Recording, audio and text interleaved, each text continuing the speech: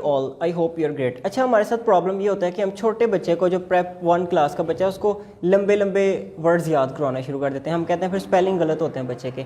बच्चों को पहले 2 लेटर वर्ड्स के ऊपर लेके आएँ। मैं 10-12 2 लेटर वर्ड्स लिखता हूँ तो आपको अंदाज़ा होगा कि ये 2 लेटर वर्ड्स क्या होते हैं। O N on, I N in, A T at, U P up, T O to, no of, ठीक है, इफ,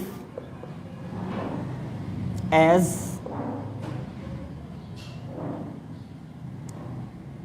एम,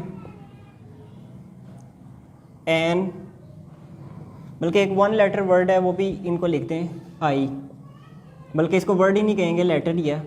उसके बाद ही, वी,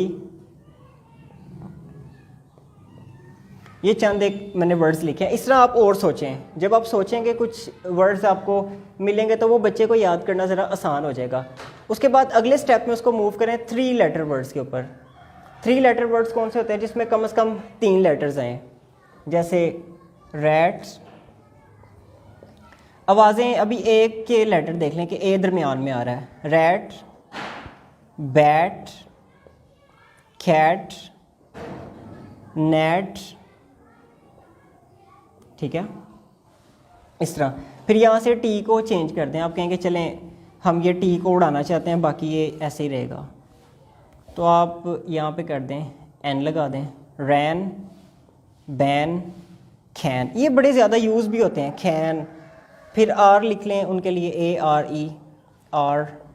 फ्रीक्वेंट वर्ड्स की तरफ जाएं। फ्रीक्वेंट वर्ड्स वो होते हैं जो बहुत ज़्यादा इस्तेमाल होते हैं, बार बार इस्तेमाल होते हैं, तो वो बच्चे को याद करना आसान होगा। हम अक्सर, मैं सिलेबस का देख रहा होता हूँ, ऑब्जर्व कर रहा होता हूँ, तो उसमें उन्होंने इतने मुश्किल वर्ड्स डाले होते हैं कि वो डेली लाइफ में वो चीज़ें ही नहीं नज़र आती, वो नाम नज़र ही नहीं आते बच्चे को।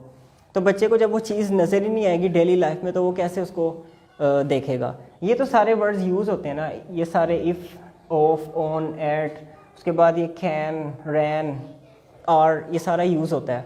तो इस तरह आसानी की तरफ से बच्चे को मुश्किल की तरफ लेके जाएंगे तो उसके लिए इजी रहेगा, स्टेप बाय स्टेप। तो आप इसकी लिस्ट बना लें, कोई 50 के करीब ये वर्ड्स निकाल लें और 100 के करीब ये निकाल लें। कोई 150 वर्ड्स इनिशियल राउंड में बच्चे को याद करवा दें। आई hope you enjoyed this lecture.